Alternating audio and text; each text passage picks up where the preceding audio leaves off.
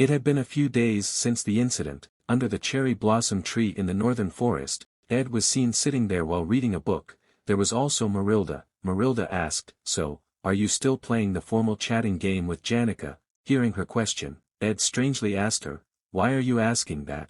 You've seen it yourself." Marilda said that she didn't have that much free time until she could follow him into the academy. She was just curious if there was anything else going on during class. Hearing that, Ed then recalled his recent encounters with Janica.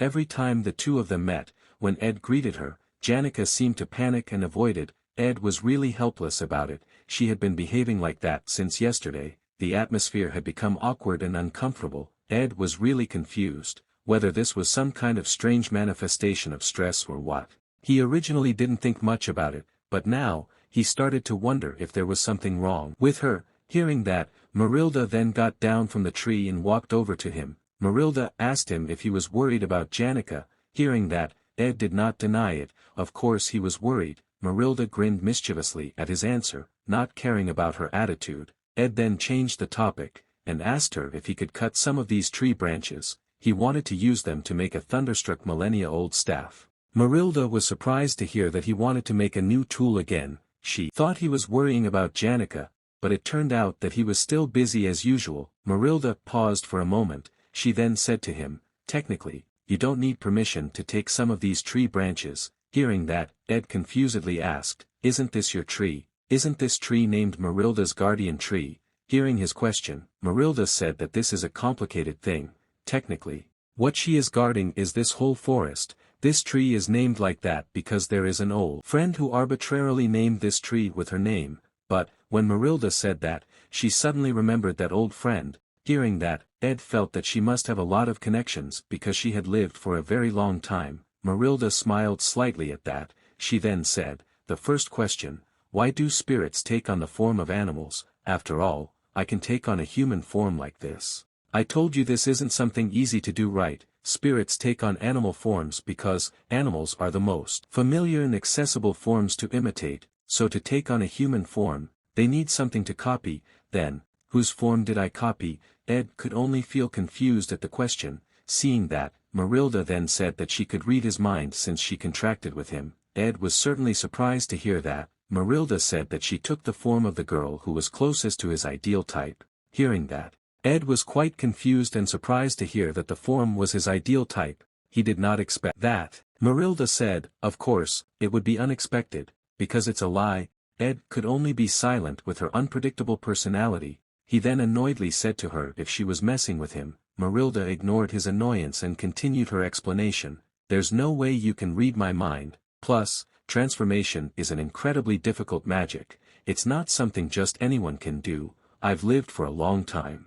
Long enough to see Sylvania Academy rise and fall, and still find it amusing. Back when Arkan Island was an uninhabited land with no academy, I met this girl. She never dressed in fancy clothes, always carrying herself in a carefree manner. That was what stood out about her. This form is hers." Hearing her explanation, Ed could then guess who the person she was referring to was. He was really surprised by that. Marilda confirmed his guess. She was the most special and unique person she had ever met. Someone who was able to flow her magic power to the guardian tree, and founded this academy, and the person who entrusted Marilda to protect this forest. This kind of thing he could never know in the game. Ed did not expect them to have such a relationship. The form that Marilda took in front of him today was not just an ordinary scholar or mage. She was none other than one of the greatest sorcerers in history, the great sage Sylvania. Time flies. Without realizing it, night had arrived at the Sylvania Academy. When Ed was warming himself in front of the campfire in front of his cabin while peeling an apple, he was then surprised when he saw someone coming and greeted him formally. That person was Janica. Janica was confused whether she should greet him with hello or hi. Hearing that, Ed didn't bother and greeted her back. He then asked her if she wanted an apple, but Ed then immediately realized and repeated the question earlier but in formal tone. With a slight stutter, Janica said yes and thanked him. After that, the atmosphere of silence then returned to the two of them. It really looked very awkward. After Ed finished peeling the apple, he then asked for the plate. Hearing that, shyly, Janica then handed him the plate beside her. Seeing the awkward atmosphere, without anyone saying anything, Ed was really confused about what he should do. whether they should still talk formally, or just go back to their usual attitude like before, realizing that the interaction between the two of them had started to be unpleasant. Ed hoped that Janica would soon choose one of them. Seeing Janica, who hid her head and did not dare to look at him, Ed then asked, "What's wrong with you? Are you not feeling well or something like that?" Janica replied no. She said that she just felt a bit embarrassed if she said it while looking at his face, so she then called his name formally and said that she wanted to ask him something, a question that might be strange. She asked him to listen to her first before answering it. She would appreciate it if he could listen to her first and then answer it. Hearing that, Ed could only sigh. He seemed to have been carried away all this time. He then reminded his body that he was an adult. If Janica took the trouble to discuss something, he should remain calm and listen carefully. With a blushing face, Janica asked, "What if I leave the Dex Hall, and live in a cabin with you?" Her question was certainly very surprising to Ed. He even accidentally cut his finger with a knife while peeling an apple. Seeing Ed's bleeding finger, Janica immediately felt panic and asked if he was okay. Whether it was living in the wild or fighting, Ed had done everything for a year. He thought he could handle everything smoothly. Thanks to this little distraction, at least he had time to organize his thoughts. After setting his mind,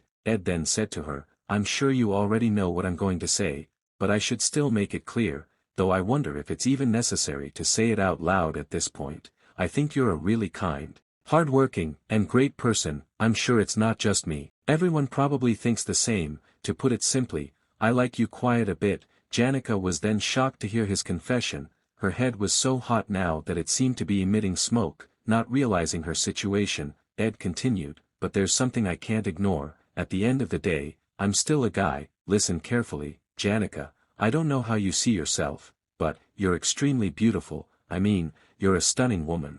Right now, I'm doing my best to be considerate and act gentlemanly, but if we end up living under the same roof, who knows what might happen?" Janica's heart was beating very fast when she heard his words. She was even having trouble breathing at the moment. Ed didn't realize that and continued to say, "To be frank, guys are all the same in certain ways. I appreciate that you trust me, but still."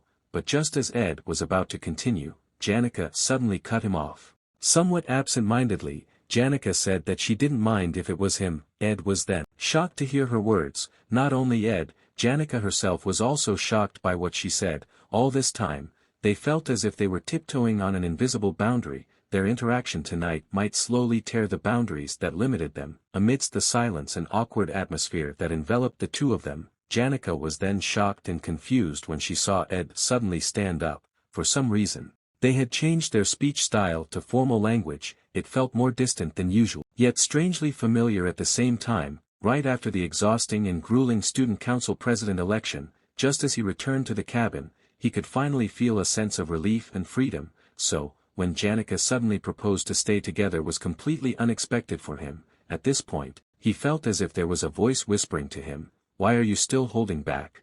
Why do you keep refusing?"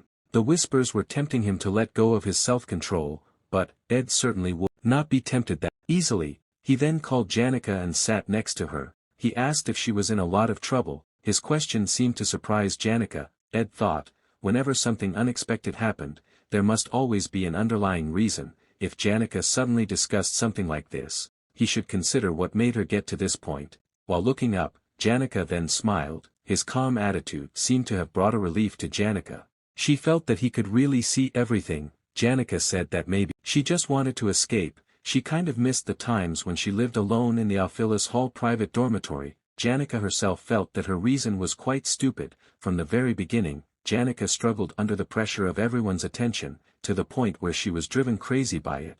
Living in a standard dormitory like Dex Hall must not have been an easy thing for her. Always dealing with people's gazes all the time, forced to smile politely to respond to everyone's expectations. Almost a whole year she endured all that. Ed could imagine how depressed she was because of that. Janica continued, "To me, this camp is, I guess you could call it a refuge, so I thought, if I were to run away, I might as well come here. Of course, this must be a pretty burdensome thing for you. Running away won't solve anything, and it'll be a burden on you too, but I still wanted to ask at least once." Janica chuckled after saying that. Ed could only sigh at that. He then told her, "This is definitely overwhelming." Hearing that, Janica's face then showed a disappointed expression, but Ed's words did not stop there. He told her to listen carefully. Actually, whether he felt overwhelmed or not was another matter. Janica could only feel confused hearing that. Ed explained, humans live by relying on each other. Sometimes we lean on others,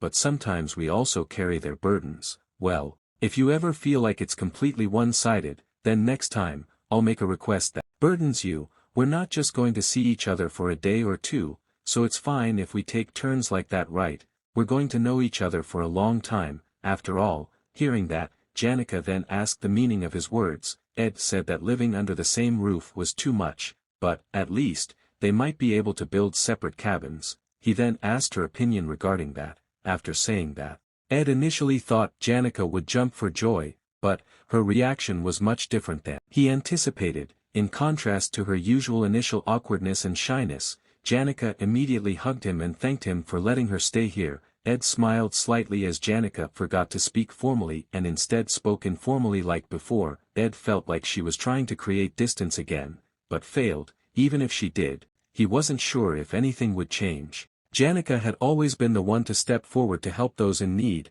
Not all her kindnesses were reciprocated, but, if someone like her sat crying alone, even the least familiar acquaintances wouldn't be able to ignore her. Ed was like that. He then hugged Janica back and comforted her silently. Time passed. When the sun slowly appeared and chased away the darkness brought by the night, Ed then woke up from his sleep. Although he allowed Janica to stay here, but, building a new cabin was not an easy matter. He still had to get ready to attend classes. In addition, he also had to finish his magic wand. When he thought about how he could fit it all into his daily schedule, he fell asleep.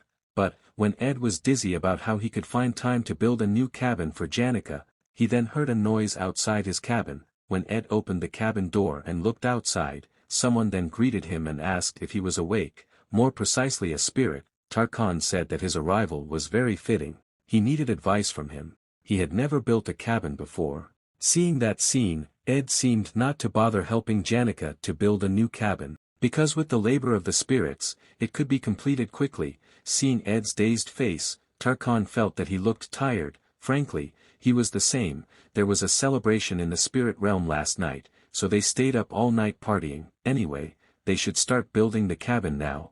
While looking at the spirits who are working tirelessly to build the cabin, Tarkan said that they have finished clearing the foundation land. He feels more comfortable if it is built facing the other side. Waking up in the morning, stepping outside, then being able to see each other clearly, he feels that the scene will feel a bit romantic. While Ed himself is still in a daze at this time, looking at the progress of the construction of the cabin that the spirits are currently working on, he is really surprised at how fast it is. The spirits also feel that the cabin is built next to each other. That would be good, but they felt that it might feel a bit cramped. At least there should be a little space to maintain privacy. Hearing that, after pondering for a while, the other spirit even felt that maybe not so. If it was going to be built, then the closer the better. While Ed was confusedly looking at the spirits who were working, Mugg suddenly came at this time and perched on his shoulder. While putting on a respectful attitude, Mugg then said to Tarkan that their target period of work was 10 days.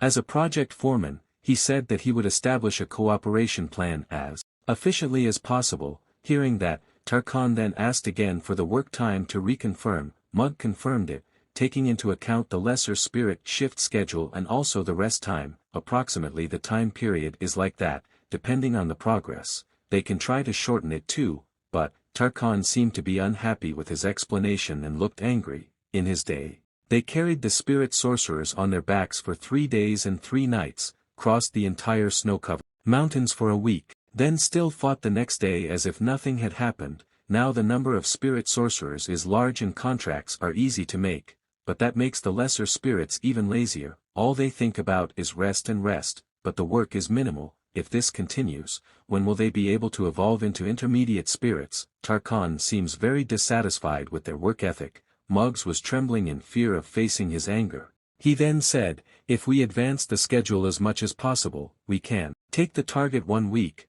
but Tarkan still seems dissatisfied. He then ignored him and excused himself to Ed to do his business. He promised him that they would be finished in 5 days, so he asked him to please be patient with all the noise that would occur. Hearing that they only needed 5 days to build a new cabin, Ed was surprised, because he himself took a month. While Mug himself was now puzzling over how they could finish building the cabin in 5 days, refusing was not at all in his mind. Once an order remains an order. Mug then convinced himself that he could definitely do it, seeing that Ed inwardly apologized to him. He had no intention of something like this happening, although he doesn't need to help the spirits too much in building the cabin, but he still seems to be very busy. But at least, the tight schedule problem has been resolved. Now he has time to make thunderstruck millennia-old staff. There are so many things he wants to repay her. Janica has helped him in many ways. Giving him a place to live in the camp is far from enough, although he already had many wands from gifts from his family and friends,